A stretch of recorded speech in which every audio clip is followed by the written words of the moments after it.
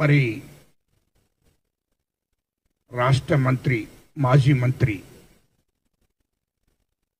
మాజీ ముఖ్యమంత్రి కొడుకు కేటీఆర్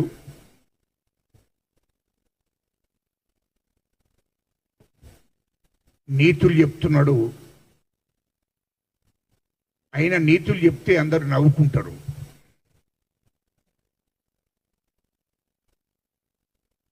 ఇప్పుడు 10 ఏళ్ళు తెలంగాణలో దొంగలు పడ్డట్టు 10 ఏళ్ళు దోసుకున్నారు.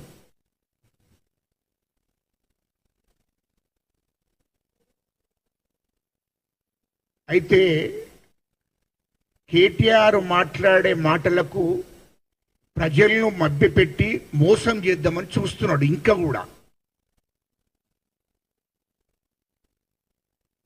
కేటీఆర్కు ఒక తెలంగాణ ఉద్యమకారునిగా సవాల్ విసురుతున్నాము. ఒకవేళ బహిరంగ చర్చకైనా పర్లేదు, ఉద్యమాలు తెలంగాణ ఉద్యమం చేసిన నాయకునిగా నీవు అమెరికాలో ఉండి ఏం పని చేశావు, ఎంత జీతం వచ్చింది? మీ అక్క నౌకరీ చేసేది అమెరికాలో, ఆమెకి ఎంత జీతం వచ్చింది? తర్వాత మీ అయ్య సంపాదించింది తెలంగాణ రాకముందు ఎన్ని ఆస్తులు ఉన్నాయి? అది పూర్తిగా మా దగ్గర ఉంది. దాని మీద వచ్చే నెల 15 తారీఖు నాడు చర్చలు పెట్టుకుందాం. దాంట్లో అన్ని వర్గాల నాయకులను అక్కడికి పిలిచి చర్చ పెట్టుకుందాం. రాష్ట్రంలో ఉన్నటువంటి తెలంగాణ ఉద్యమానికి సహకరించినటువంటి, తెలంగాణ రాష్ట్రం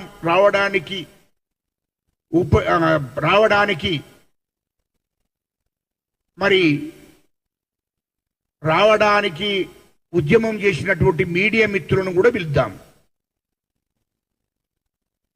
దాని ముందు చర్చ పెట్టుకుందాం. ఇలా నువ్వు ముఖ్యమంత్రి గారు బామ్మర్దికి కాంట్రాక్ట్ వచ్చింది, అమృత్ కాంట్రాక్ట్ వచ్చింది. దాంతో ఏదో మొత్తం అన్యాయం జరిగిపోయింది, దోపిడీ జరిగిపోయినట్టు. అదేవిధంగా మా రాష్ట్ర మంత్రివర్యులు శ్రీనివాసరెడ్డి గారిని మాట్లాడుతున్నా, నేను మాట కట్టుబడి ఉన్నా, నేను రాజకీయ సన్యాసం పుచ్చుకుంటా ఒకవేళ ఇది రుజువు కాకపోతే అనేది కేటీఆర్ మాట్లాడుతున్నాడు. కేటీఆర్, ఒకవేళ నీకు నీతి నిజాయితీ ఉంటే నీ ఎమ్మెల్యే పదవికి రాజీనామా చేయి. ఎందుకంటే ఈ రాష్ట్రాన్ని దోసుకున్నదే మీ కుటుంబం. హైదరాబాదు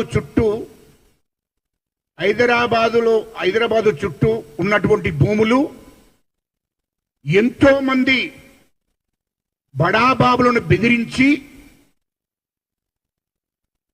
50 కోట్లకు వచ్చే భూములను కూడా మీరు ₹1 ఇచ్చి బెదిరించి, కేసులు పెడతామని బెదిరించి 100 ఎకరాలు బినామీ పేర్ల మీద చేసింది వాస్తవం కాదా? నువ్వు రాజకీయాల్లోకి రాకముందు నీ ఆస్తులేంతో నువ్వు ప్రకటించు. రాజకీయాల్లోకి వచ్చినాక, తెలంగాణ రాష్ట్రం ఏర్పడ్డ తర్వాత నీ ఆస్తులేంతో మొదలు ప్రకటించు. మీరు ఈ హైదరాబాద్ ఉన్నటువంటి భూములన్నీ మీరు కబ్జా చేసి బినామీ పేర్ల మీద పెట్టింది వాస్తవం కాదా? మొదలు ఈ విషయం చెప్పండి. ఇది రుజువులు ఇస్తా. నేను మాట్లాడడం, ఆరోపణలు చేయడం లేదు. ఇదే మీడియా ముందట తెలంగాణ ప్రజలకు పూర్తిగా సాక్ష్యాలతోని ప్రూఫ్ ఇస్తాము. లేకుంటే మా మీద చట్టపరమైన చర్య తీసుకోవచ్చు, నాకు అభ్యంతరం లే. ఒకవేళ మేము ఆరోపణ గిట్ట చేసినట్లయితే నా మీద కంప్లైంట్ చేయవచ్చు, అర్జెంటుగా చట్టపరమైన చర్య తీసుకోవచ్చు, దానికి మేము రెడీ. నీవు అమెరికా నుంచి ఇక్కడికి వచ్చిన తర్వాత నీ ఆస్తులు ఎంత?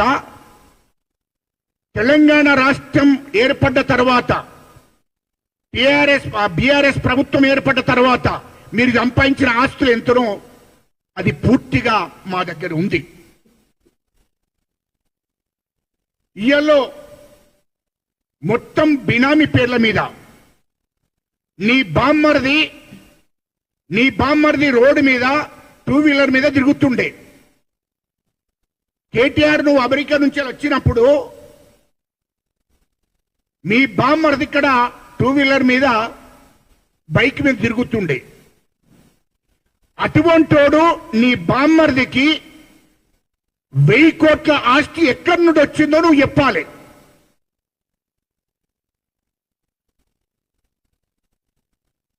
ఇయలో తెలంగాణలో మీ సామాజిక వర్గానికి సంబంధించిన వాళ్ళు, మీ బంధువులకు సంబంధించిన వాళ్ళు, కేసీఆర్ బంధువులు కానీ, కేటీఆర్ బంధువులు కానీ, హరీష్ రావు బంధువులు కానీ, మీ సామాజిక వర్గానికి సంబంధించిన వాళ్ళు ఒక్క 10 తరాలు తినేంత ఆస్తులు సంపాదించారు.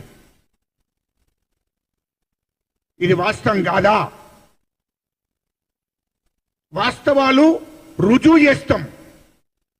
నీకు ఈ అంటే తెలంగాణలో హైదరాబాదు చుట్టూ మొత్తము నీకు 2000 ఎకరాలు ఎక్కడి నుండి వచ్చిందో ప్రతి గజం లెక్క చూపియాలి. నువ్వు నీకు ఆస్తులు ఎక్కడి నుండి వచ్చాయి? ఫామ్ హౌస్ కట్టావు, అది ఎక్కడి నుండి వచ్చింది? అది ప్రజలకు చెప్పాలి, ప్రభుత్వానికి కూడా చెప్పాలి. నువ్వు ఏం వ్యాపారాలు ఉన్నాయి, ఏం బిజినెస్లు ఉన్నాయి, ఏం కంపెనీలు ఉన్నాయో చెప్పాలి నువ్వు ప్రజలకు.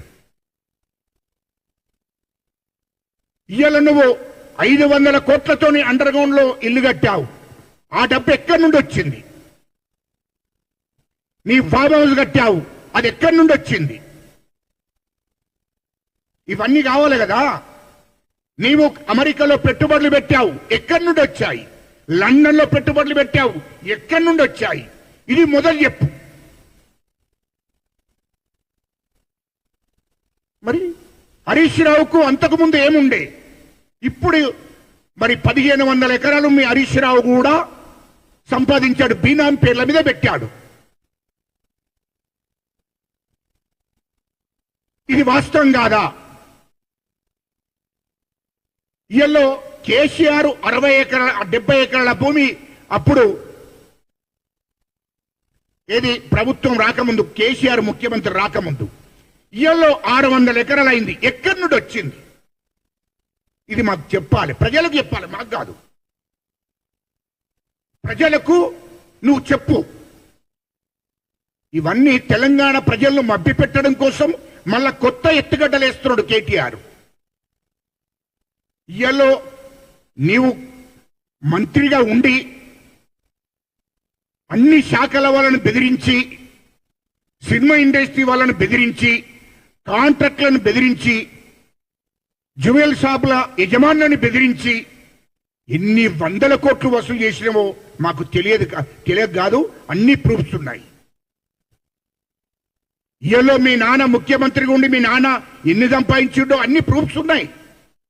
మేము ఒకటి అడుగుతున్నాం, కాళేశ్వరం ప్రాజెక్టు మీద విచారణ జరుగుతుంది. మరి దాంట్లో మీరు దోసుకున్నది ఎంత, మీరు దోసింది ఎంత, అది మొత్తం విచారణలో తేల్తది. అదేవిధంగా సాగరు ఈ తెలంగాణలో ఎన్ని ప్రాజెక్టులు కట్టారో అన్ని ప్రాజెక్టుల మీద విచారణ జరుగుతున్నది. మీరు 1000 కోట్లు దోసుకున్నారు. అదేవిధంగా హైదరాబాద్ చుట్టూ 30,000 ఎకరాల భూమి ఇప్పటికీ రికార్డు లేకుండా పోయింది. బినాం పేర్ల మీద అది అమ్మేశారు, బినాం పేర్ల మీద దాంట్లో చేసుకున్నారు, అమ్మేశారు. ఆ భూమి యజమానులకు కూడా మీరు 50% మీకు 50% భూమి యజమానికి ఆ విధంగా మీరు బెదిరించి భూములన్నీ లేకుండా చేసింది వాస్తవం కాదా? ఒరిజినల్ పట్టాదారుల దగ్గర కూడా బెదిరించి 22 ఏళ్ళ వేస్తాం, ఇది ప్రభుత్వ భూమి అని చెప్తామని చెప్పి బ్లాక్మెయిల్ చేసి బెదిరించి మీరు భూములను కబ్జా చేసింది వాస్తవం కాదా?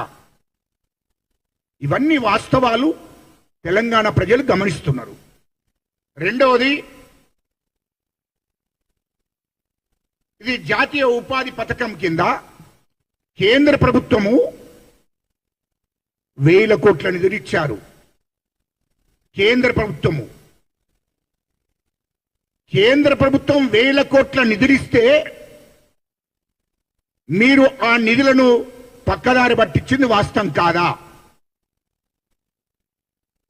కేంద్రం దగ్గర ఆ రికార్డు కూడా ఉంది, కేంద్ర ప్రభుత్వం దగ్గర కూడా ఆ రికార్డు కూడా ఉంది. అదేవిధంగా రేషన్ షాపులు, ఇది సివిల్ సప్లైలో 1000 కోట్ల కుంభకోణం జరిగింది. దాని మీద కూడా విచారణ జరుగుతుంది. మీరు సివిల్ సప్లై మీ 10 ఏళ్ల కాలంలో 1000 కోట్ల కుంభకోణం జరిగింది. దాని మీద కూడా విచారణ జరుగుతుంది. మీరు ఎవరేం చేసిండ్రో మొత్తం బయటికి వస్తుంది. అదేవిధంగా నైమును చంపారు 2016లో నైమును చంపారు. కాదు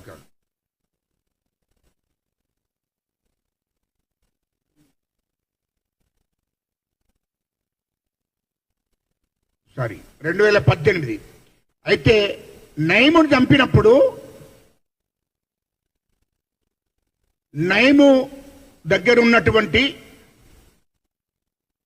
వాస్తవాలు ఎన్ని 1000 కోట్లు ఆయన దగ్గర ఉంటే ఆ 1000 కోట్ల లెక్క ఇప్పటికి కూడా మీరు చెప్పలేదు. ఎందుకు? మీ అయ్య ముఖ్యమంత్రిగా ఉన్నాడు, నువ్వు మంత్రిగా ఉన్నావు, నీ బావ మంత్రిగా ఉన్నాడు, ఎందుకు ప్రజలకు వివరించలేదు అని అడుగుతున్నా నేను. 2000 కోట్లు నగదు,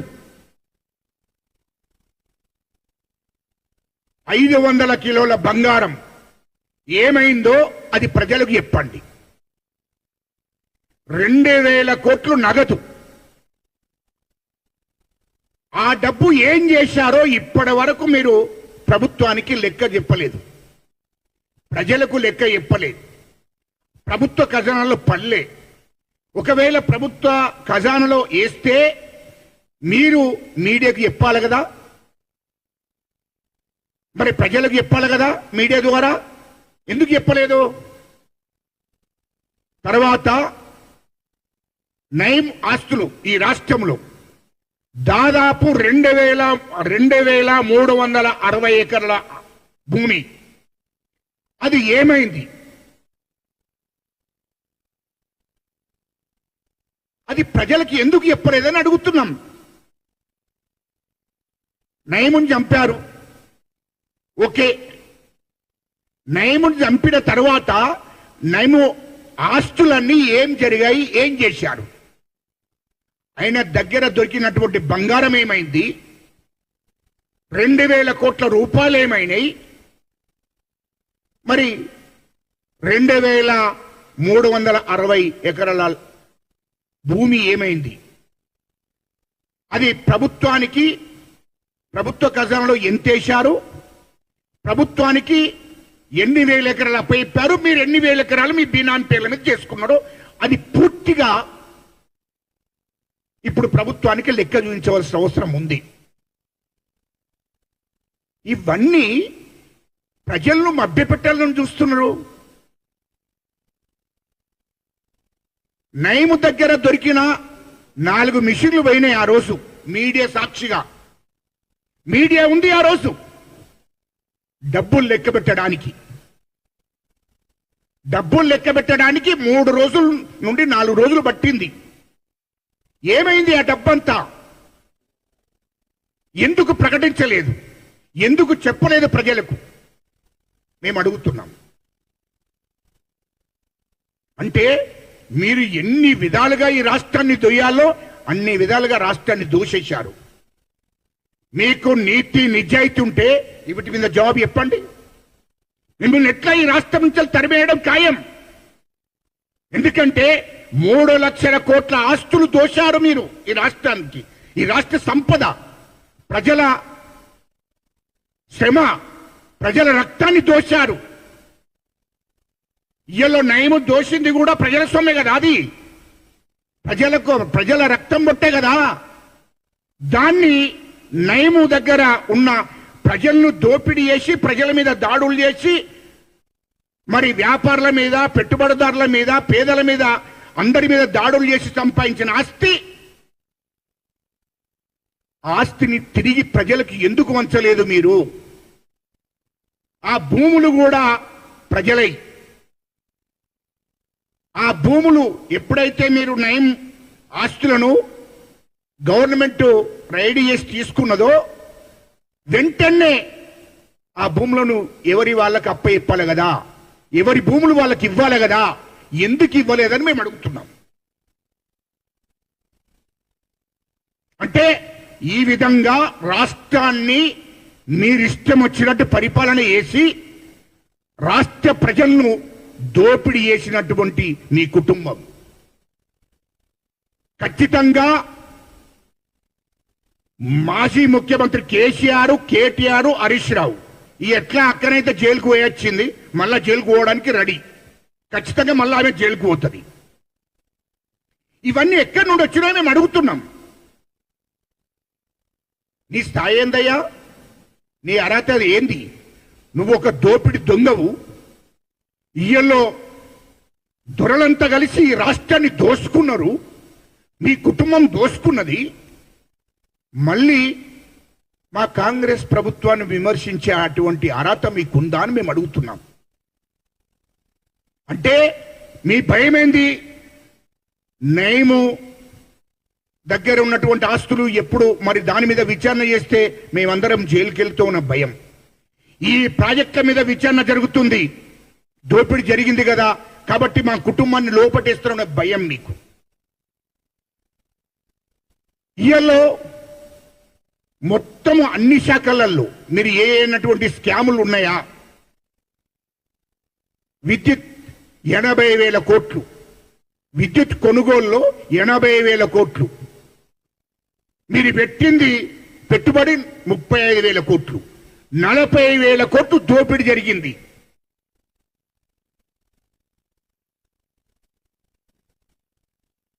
ఇవన్నీ మొత్తం విచారణ జరుగుతుంది ఖచ్చితంగా. ఈ రాష్ట్రం నుంచి మీ కుటుంబాన్ని ఎల్లగొట్టే సమయం దగ్గర పడ్డది. ఈ రాష్ట్రం నుంచి మిమ్మల్ని తరిమేస్తారు. మీరందరూ ఖచ్చితంగా మీ అక్క పోయినట్టే కేటీఆర్ నువ్వు TR జైలుకు పోతావు ఖచ్చితంగా. ఇయ్యలో మా ముఖ్యమంత్రిని విమర్శించాకు నీకిక్కడదయ్యా బాబు. మొదటి నుండి మా ముఖ్యమంత్రి గారు కూడా వ్యాపారం చేసుకున్నాడు, బిజినెస్ చేశాడు. ముఖ్యమంత్రి అన్నదమ్ములు కూడా పొద్దున 4 గంటలకు లేచి సాయంత్రం 9 గంటల, రాత్రి 9 గంటల దాకా కష్టపడి వ్యాపారం చేసుకున్నారు. ఇయలో ముఖ్యమంత్రి గారి బామ్మర్ది అనటైన కూడా కాయ కష్టం చేసి నిరంతరము కాంట్రాక్టులు, వ్యాపారాలు చేసుకున్నాడు.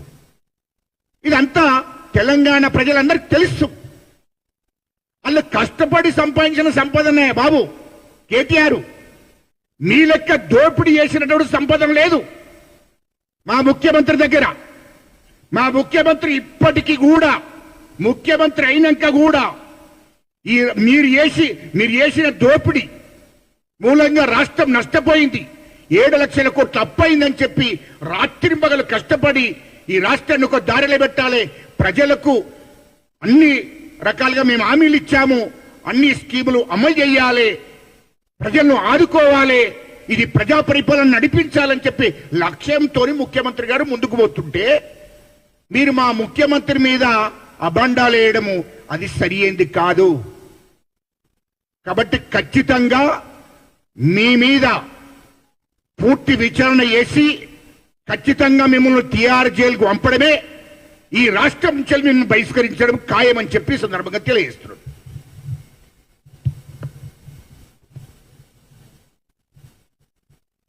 మీడియా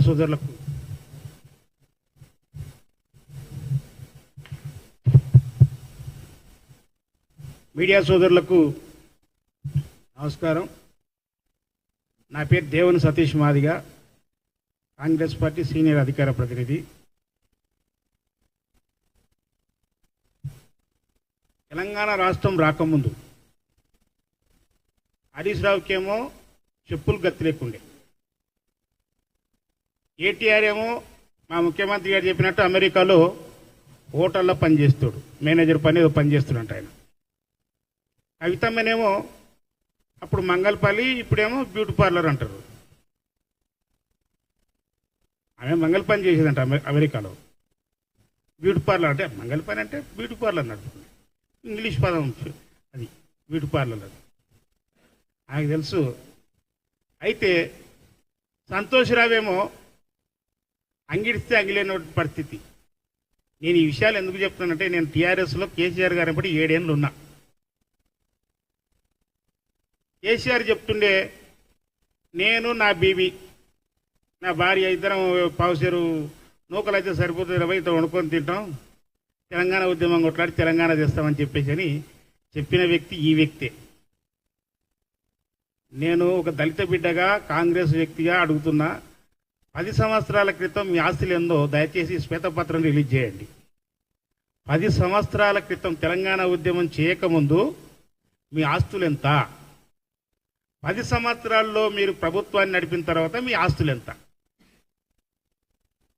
అచ్చొచ్చిన ఆంబోతుల్లాగా తయారయ్యి తెలంగాణ రాష్ట్రాన్ని 10 సంవత్సరాలు పరిపాలించే ముందు మీ చేతికి తెలంగాణ రాష్ట్రం వచ్చినప్పుడు 16,000 కోట్ల రూపాయల మిగులు బడ్జెట్తోన ఆంధ్రప్రదేశ్ నుంచి మనం పక్కకు విడిపోయాం. 16,000 కోట్ల మిగులు బడ్జెట్. కానీ మీ చేతులకు వచ్చిన పాపానికి తెలంగాణలో 7.5 లక్షల కోట్ల రూపాయల అప్పు. మిగులు డబ్బులతో రాష్ట్రానికి చేతికి వస్తే మీ చేతి నుంచి కాంగ్రెస్ చేతికి మీ తెలంగాణ వచ్చేవరకల్లా, మళ్ళీ తెలంగాణ ప్రభుత్వం వచ్చేవరకల్లా 7.5 లక్షల కోట్లు. అది లెక్కలతో సహా అసెంబ్లీలో ప్రభుత్వ అధికారాల ప్రకారం ప్రకటించడం జరిగింది. ఈ విషయాన్ని హరీష్ రావు మొన్న ఇన్ని రోజులు 10 సంవత్సరాలు ఎన్నడూ కూడా మాట్లాడలే.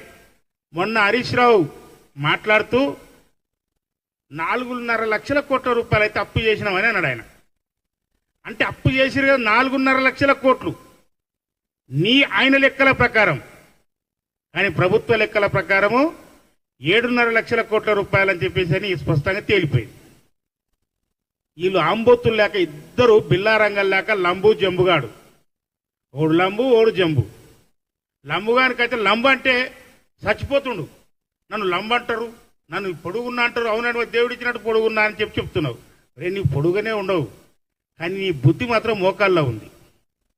నీ పొడుగునే ఉండవు కాదంటలేము, కానీ నీ బుద్ధి మాత్రం మోకాల్లో ఉంది. హరీష్ రావు తాటి చెత్త అంతా వెరిగినవు, బుద్ధి మాత్రం మోకాల్లోనే ఉంది. ఎందుకో ఈ మాట చెప్తున్నావు తెలుసా? మా ముఖ్యమంత్రిని పట్టుకొని సన్నాసి అని అంటావా? సన్నాసి అని అంటావా? నీవు విధవ సన్యాసివి. ఎంత విధవ సన్యాసి అంటే నీవు శిల్పర్స్ లేకుండా కేసీఆర్ ఎప్పటి పిఏ డ్యూటీ చేసిన నీకు ఫామ్ హౌస్ లెక్క నుంచి వచ్చినవి, లక్షల రూపాయలు విలువ చేసే బండ్లు లెక్క నుంచి వచ్చినాయి, ఇండ్ల లెక్క నుంచి వచ్చినాయి. చెప్పాలి కదా, మళ్ళా అదంతా తెలంగాణ ప్రజల సొమ్మే కదా. విధవ సన్నాసి, మీ చేతికి 16,000 కోట్ల రూపాయల మిగులు బడ్జెట్తో తెలంగాణ వస్తే 7.5 లక్షల కోట్ల రూపాయలు అప్పు ఎవడు చేసినరా? ఓ విధవ సన్యాసి హరీష్ రావు. 2 లక్షల ఉద్యోగాలు భర్తీ చేస్తామని అసెంబ్లీ సాక్షిగా చెప్పిన ఓ విధవ సన్నాసి, 35,000 ఉద్యోగాలు ఇచ్చినామని గంట చక్రపాణి చెప్పే కదరా విధవ సన్యాసి. దళితులకు ముఖ్యమంత్రిని చేస్తానని చెప్పిన ఓ విధవ సన్యాసి, ఈ తలకాయ ఎక్కడ పెట్టుకున్నవరా? ముఖ్యమంత్రి అయిందా దళితుడు? దళితులకు 3 ఎకరాల భూమి ఇస్తారన్నారు కదా విధవ సన్యాసి. మీరు చేసిన కుటుంబ సర్వేలో 3 లక్షల కుటుంబాలకు భూమి లేదని మీరే తేల్చిండ్రు. కానీ మీరు ఇచ్చింది 500 మందికి 1500 ఎకరాల భూమిని ఇచ్చారు. అంతేగా 15,000 ఎకరాల భూమి ఇచ్చిన విధవ సన్యాసి. నిరుద్యోగ వృత్తి ఇస్తానని చెప్పిండ్రా విధవ సన్యాసి. మీరు ఉద్యోగాలు ఇవ్వలే, నిరుద్యోగులకు వృత్తి ఇస్తానని చెప్పి అసలు ఇచ్చిండ్రా మీరు 10 ఏళ్ల కాలంలో? మీ మోకాలు మండ ఊరవందులు పలిచినట్టు పలిచిండ్రు. తెలంగాణ మొత్తం నిన్నరు. ఈరోజు అంతేందుకు ఉద్యోగస్తులకు నెల నెల ఎప్పుడైనా జీతాలు వేసిండ్రా మీరు? వాళ్ళ అకౌంట్లో ఒక జిల్లాకు ఒక డేట్, ఒక జిల్లాకు ఒక డేట్, ఒక జిల్లాకు ఒక డేటు ఇచ్చి జీతాలు వేసింది మీరు కాదారా ఓ విధవ సన్యాసి? మా ముఖ్యమంత్రి గారిని పట్టుకుని సన్యాసి అంటావు. రోజు డబుల్ బెడ్రూమ్ ఇల్లు ఏ ఊర్లో ఒక్కనికని ఇచ్చినారా విధవ సన్యాసి? మీరు ఇచ్చిండ్రా మీరు? అదే రకంగా మీరు అవినీతి చేసిన సొమ్మును ఎక్కడ దాచుకోవాలో తెలియక బినామీలను తయారు చేసుకోలేదారా విధవ సన్యాసులు మీరంతా? 6 గ్యారెంటీలు అమలు చేసినవా అని ఎక్కడ జాగ దొరకనట్టు ముఖ్యమంత్రి గుండెల్లో నిద్రపోతున్నట్టు అయినా. మీ ఇంట్లో జాగలేదా? మీ ఆమె బయటికి కొట్టిందా నిన్ను? మా ముఖ్యమంత్రి గుండెల్లో నిద్రపోతాననికే. మా ముఖ్యమంత్రి గారి గుండెల్లో ఉన్నది తెలంగాణ ప్రజలు. ఓ విధవ సన్యాసి నీవు కాదురా బాబు. మా ముఖ్యమంత్రి గారి గుండెల్లో ఉన్నది తెలంగాణ 4 కోట్ల మంది ప్రజలు. కనుకనే ముఖ్యమంత్రి అయిన వెంబడే 6 గ్యారెంటీల్లో 10 లక్షల లోపు ఆరోగ్యశ్రీని పథకాన్ని ఫ్రీ బస్సును 2 కంప్లీట్ చేసిండ్రా విధవ సన్యాసి. సిగ్గు లేదు, లజ్జ లేదు, బద్మాషియాలు మీరంతా. అంతేందుకు 500 రూపాయలు గ్యాస్ సిలిండర్, ఎల్ల రేషన్ కార్డు ఉండి గ్యాస్ సిలిండర్ వాళ్ళ పేరు మీద ఉండి 2 ఒకటే పేరుంటే మాఫ్ అవుతున్నాయిరా 500 రూపాయలు. ఎవరో విధవ సన్యాసి, నీకు తెల్ల రేషన్ కార్డు లేనోడివి నీవు, నీకడే తెలుస్తుంది చెప్పు గ్యాస్ 500 రూపాయలకు వస్తున్న సంగతి. అదే రకంగా 200 రూపాయలు ఉచిత కరెంటు. నేను మా కళ్ళెదురుగా మా ఇళ్ల పక్కన ఉన్న వాళ్ళకు 200 రూపాయలు 200 యూనిట్లు కరెంటు కాలిన వెంబడే వాళ్ళకు ఫ్రీగా బిల్లు వస్తుందిరా బాబు విధవ సన్యాసి. మీరు లక్షలు లక్షలు కాలుస్తారు, వేలు వేలు కాలుస్తారు మీరు కరెంటును, మీకడే తెలుస్తుంది బద్మాషి వాళ్ళకు. అదే రకంగా ఇందిరామ ఇళ్ళు సంబంధించి ప్రారంభం చేసినవరా నీ డబుల్ బెడ్రూమ్ దేవుళ్ళ సంగతి పక్కకేట ఇళ్ళ సంగతి. ఇందిరామ ఇళ్ళు 5 గ్యారెంటీలు కంప్లీట్ అయినాయి. అవి ప్రాసెస్ కంటిన్యూ అవుతుంటే పని జరుగుతుంది. మీలాక దొంగ మాటలు చెప్పవరా ఓ విధవ సన్నాసులారా. మేము చెప్పిందే చేస్తాం. అదే రకంగా ఒక్కటి ఉంది, మహిళలకు 2500, అది ఖచ్చితంగా చేస్తాంరా. ఏమన్నట్టు ముచ్చట్లేదు. 2 లక్షల రుణమాఫీ మీరు 7.5 లక్షల కోట్ల రూపాయలు అప్పు చేసి పెట్టిపోతే ఈ రాష్ట్రంలో పైసలు లేవు, ఒక్క రూపాయి లేదు. అయినా ముఖ్యమంత్రి గారు మీ నాయన అంటుండే ఎప్పుడు చూసినా ఓ అరే మీ మామ అంటుండే హరీష్ రావు సన్యాసి నోరు కడుపు కట్టుకొని బతుకుతున్నావా అంటారు. నోరు కడుపు కట్టుకున్నారా మీరు నాయన? నిజానికి నోరు కడుపు కట్టుకున్న వాళ్ళు ఎవరో తెలుసా? కాంగ్రెస్ వాళ్ళు. నోరు కడుపు కట్టుకొని వచ్చిన పైసను వచ్చినట్టుగా పాత బిల్లులు రిలీజ్ చేయకుండా ఆపి 2 లక్షల రుణమాఫీ చేసినాం. అయి మొన్న లిస్టు ఒకటి పట్టుకుని కాగితం పట్టుకొని చదువుతుండే సన్నాసి. ఇగో మేము పలానా రాఘవాపూర్ పోయినాం, ఆయన ఆధార్ కార్డులో పేరు ఓలాకుంది, పాస్బుక్లో ఓలాకుంది. మరి అదే నీకు కంప్యూటర్ సంగతి తెలుసు, మరి పాస్బుక్ ఓలాక ఆధార్ కార్డు ఓలాకుంటే అది మాఫెట్ అయితే విధవ సన్నాసి. ఇది కూడా తెలియదు నీకు? సరి చేసుకోవాలి. 2 లక్షల రుణమాఫీ చేసిన ఘనత రేవంత్ ప్రభుత్వాన్ని, కాంగ్రెస్ ప్రభుత్వాన్ని. నీవు 1,00,000 రూపాయలు రుణమాఫీ చేస్తానని విధవ సన్నాసి 4 సంవత్సరాలు చేసి 4 సార్లు 25,000, 25,000, 25,000, 25,000 కాదా? నేను చెప్తున్నది ఏది ఒక్కటి కాదన్నా. తెలంగాణ అమరవీరుల శుభకడ ముక్కు నేలకు రాస్తారా నేను చెప్పినది ఏది కూడా కాదన్నా. మా ముఖ్యమంత్రి సంగతి అంటావా? అన్నదమ్ముల సంగతి అంటావా? నేను 20 ఏళ్ళు ఆయన కుటుంబ స్నేహితుని, నేను కుటుంబానికి దగ్గర ఉన్న వ్యక్తిని. నేను రేవంత్ రెడ్డి జెడ్పీటీసీ నిలబడక ముందే కోటీశ్వరుడు ఆయన. రేవంత్ రెడ్డి అనే వ్యక్తి కోటీశ్వరుడి కుటుంబము. అది వాళ్ళ మామ పద్మారెడ్డి రెడ్డి గారు ఆయన పెద్ద కాంట్రాక్టర్, గ్యాస్ కాంట్రాక్టర్ ఆయన. ఆయన బిడ్డనే గీతమ్మ, అలా పెదమామనే జైపాల్ రెడ్డి. అది ఉన్నత కుటుంబం. విధవ సన్నాసులారా, మీరాక శిల్పాసులు వేసుకొని వచ్చి ఈరోజు కోట్ల రూపాయలు సంపాదించలేదురా రేవంత్ రెడ్డి. రేవంత్ రెడ్డికి అవసరం అనుకుంటే నేను చెప్తున్నాను, ఆయన సహచరునిగా ఆయన నెల జీతం కూడా తీసుకోడు. అవసరం అనుకుంటే రేవంత్ రెడ్డి గారు నెల జీతం కూడా తీసుకోడు. నెల జీతం తీసుకోకుండా 18 గంటలు పనిచేసే వ్యక్తి అతను. అతనికి ఒక లక్ష్యం ఉన్న నాయకుడు అతను. తెలంగాణ రాష్ట్రాన్ని బాగు చేయాలని వచ్చిన వ్యక్తి రేవంత్ రెడ్డి గారు. మీరందరూ అంటారు కదా రేవంత్ రెడ్డి అని. రవ్వంత కాదు, అది నిప్పు రవ్వనే, నిప్పు రవ్వ. ఆ నిప్పు రవ్వ దెబ్బకు టీఆర్ఎస్ కాలిపోతుంది. అసలు నామరూపాలు లేకుండా పోతుంది. ఎవరో విధస్థానసులారా, వచ్చిన ఆంబొత్తులు లేక ఒకడు తప్పితే ఒకడు ప్రెస్ మీట్, రోజు ప్రెస్ మీట్లే. ఏదో 10 సంవత్సరాలు మేము మొత్తం ఉద్ధరించడం అన్నట్టుగా రోజు ప్రెస్ మీట్ పెట్టి మాట్లాడుతున్నారు. మీరు గాన ఈ చేష్టలు గాన మానుకోకపోతే హరీష్ రావు ఇంటి మీద 1000 చెప్పులు 1,00,000 డప్పులతో దాడి చేస్తామని చెప్పేసి హెచ్చరిక చేస్తున్నా. 1000 చెప్పులతో దాడి చేస్తాం ఆయన ఇంటి మీదగా. ఆయన నోరు ఊగే వారేసుకుంటే మాత్రం ఊరుకునే ముచ్చట్లేదు. రేవంత్ రెడ్డి గారిని వ్యక్తిగతంగా కానీ అతన్నే కానీ ప్రభుత్వాన్ని కానీ దూషిస్తే, ఎందుకంటే కరెక్ట్గా పనిచేస్తున్నాడు, ఈ ప్రాంత ప్రజల్ని బాగు చేస్తాడు. ఖచ్చితంగా ఇచ్చిన ప్రతి హామీ కూడా 5 సంవత్సరాల కాలంలో మాఫీ చేస్తాం, సమస్య లేదు. అన్ని చేస్తాం, అన్ని సమకూరుస్తాం. 20 సంవత్సరాల అధికారంలో ఉండేది కాంగ్రెస్ పార్టీరా. ఒక సన్నాసులారా, మీరు వస్తారని చెప్పి కలగంటురేమో, అది మీరు కరడ బచ్చాలు తిన్నట్టే. మీ ప్రభుత్వము మీ పార్టీ మొత్తం సర్వనాశనం అని చెప్పేసి హెచ్చరిక చేస్తున్నా.